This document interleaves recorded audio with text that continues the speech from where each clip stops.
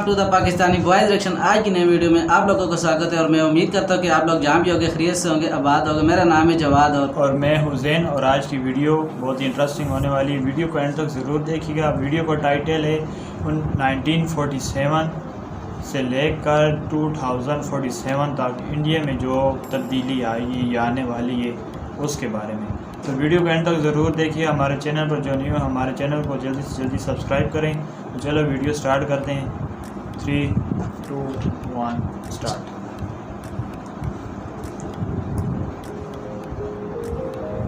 उन्नीस ये वो बेहद ही ज़्यादा दोस्तों ऐतिहासिक साल था जब ये हमारा महान देश इंडिया अंग्रेज़ों की गुलामी से आज़ाद हुआ था। और आज तो हमारे इंडिया को आज़ाद हुए 74 साल इस वर्ष पूरे हो जाएंगे।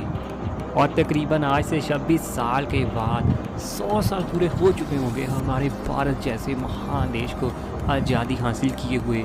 लेकिन तब तक हमारा इंडिया और भी ज़्यादा बदल चुका होगा और भी ज़्यादा तरक्की कर चुका होगा। और उस समय ये देखना बेहद ही ज़्यादा इंटरेस्टिंग रहेगा कि 1947 का इंडिया और 2047 का इंडिया कितना ज़्यादा डिफरेंट है। लेकिन उसके लिए आपको ना 26 साल का वेट करने की कोई ज़रूरत ही नहीं है, क्योंकि बहुत सारी डाटा रिपोर्ट्स के अनुसार और बहुत सारी कैलकुलेशन के हिसाब से हम आज इस वीडियो में 1947 के इंडिया को और 2047 के इंडिया को आपस में पूरी तरह से कंपेयर करने वाले हैं। तो दोस्तों देख इस बात की, ये रॉक फैक्ट की वीडियो है तो पूरी इंटरेस्टिंग होने ही वाली है। तो अभी से अपनी कोल्ड ड्रिंक पॉपकॉर्न तैयार रखो।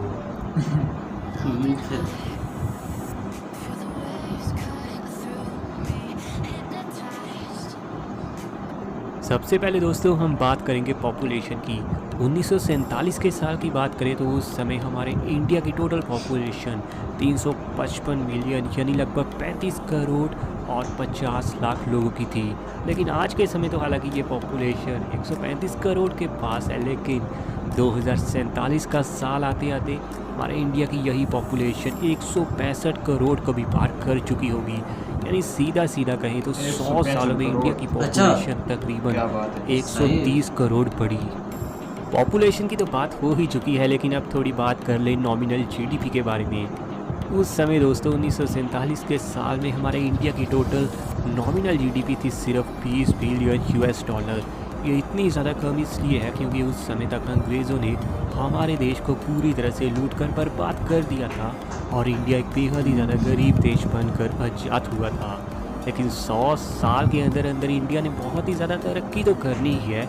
और दोस्तों 2047 के साल तक इंडिया की यही नॉमिनल जीडीपी बढ़कर होने वाली है 24 ट्रिलियन यूएस डॉलर के आसपास। यानी लगभग 100 सालों के अंदर इंडिया की जीडीपी ने बहुत ही बड़ा उछाल हासिल किया और अमेरिका और चाइना के बाद इंडिया की जीडीपी बहुत ही ज़्यादा तेज़ी से आगे बढ़ी रही है।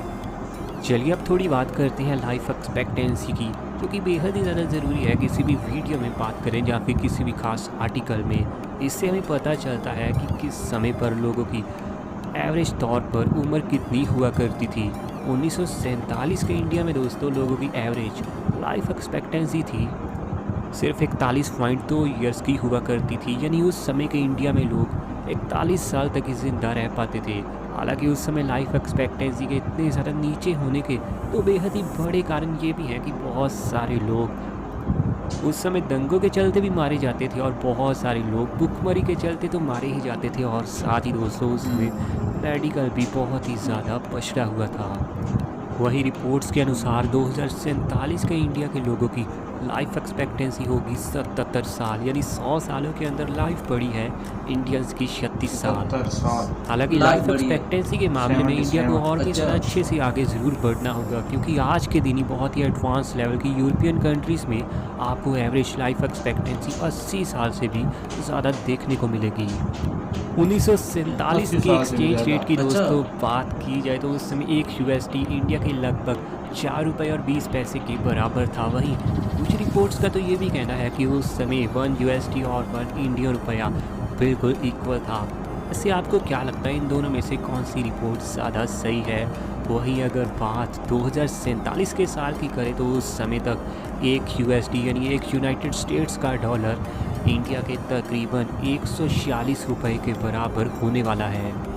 चलिए थोड़ी अब बात करते हैं लिटरेसी रेट की। किसी भी नेशन की तरक्की में अगर कोई चीज़ सबसे ज़्यादा इम्पॉर्टेंट है तो मेरे हिसाब से वो लिटरेसी रेट ही है।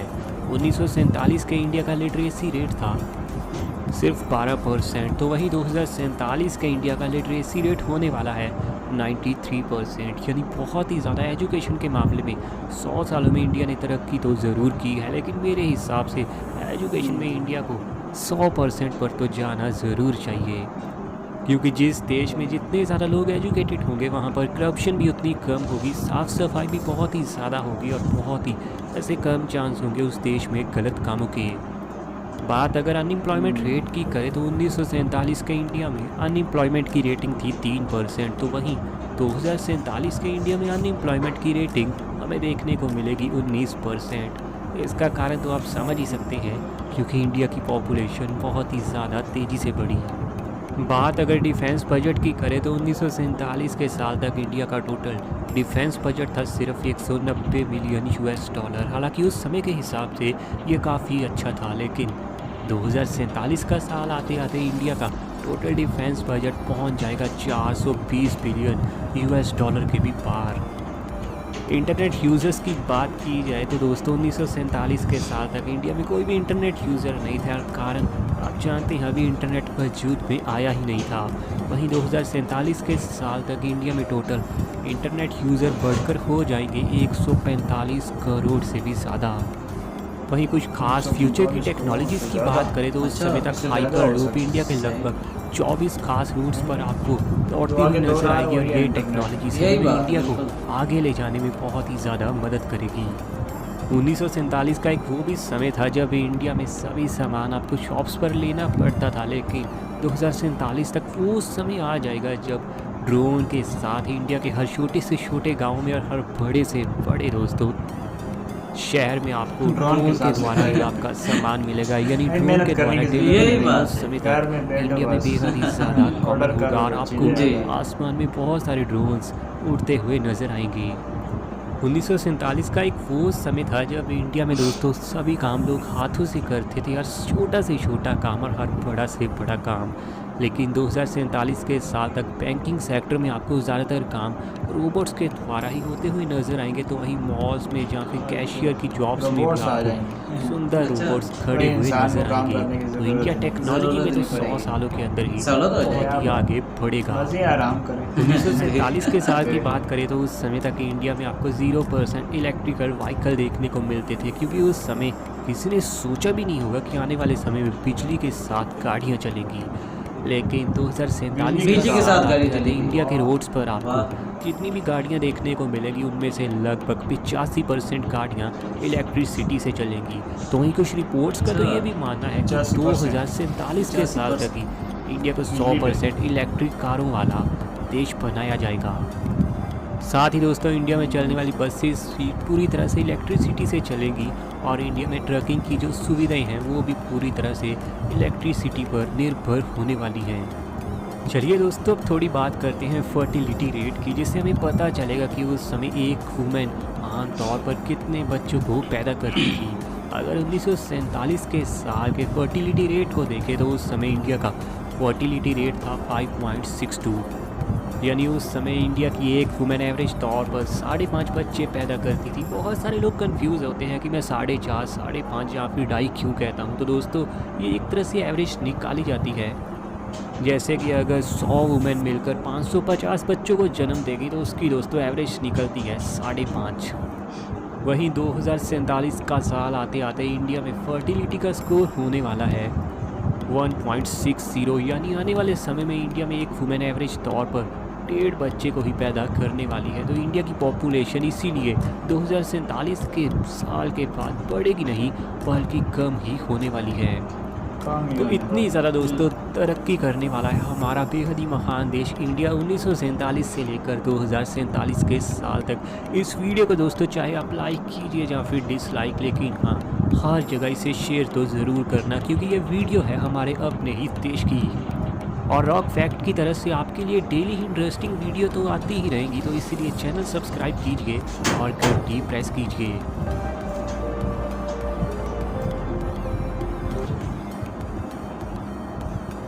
भाई मुझे तो मज़ा आ गया यही बात है फिर। भाई, कितना ज़बरदस्त मैं इसकी तब्दीली देखी भाई। 1947 लेके 2047 तक बहुत तरक्की होगी ना, तरक्की होगी।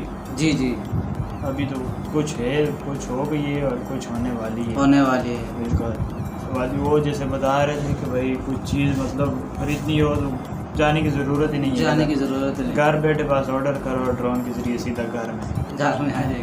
भाई काम करने की ज़रूरत नहीं है इंसान को, इंसान जी, जी। बैठे बैठे काम करे। बाकी रोबोट हैं वो देखो कंप्यूटर पे वही काम करेंगे, जो भी ऑफिस में काम है वो उनका काम है वो करेंगे। जी इंसान बस देखे उसे देखते रहेगा कि वो सही कर रहा है कि नहीं, जी जी वो उसके कंट्रोल में है। जी। ये में इतनी तब्दीली आ चुकी, आएगी, आ आएगी। चुकी नहीं है, सॉरी आएगी आएगी। 2047 तक। और तो- गाड़ियाँ भी, हाँ वो गाड़ियों भी कह रहे हैं, गाड़ी का बिजली बता भी रहे चलेगी। 85% 85%। 85% जी। गाड़ियाँ जो है ना वो चलेंगी सिर्फ बिजली पे। बिजली पे।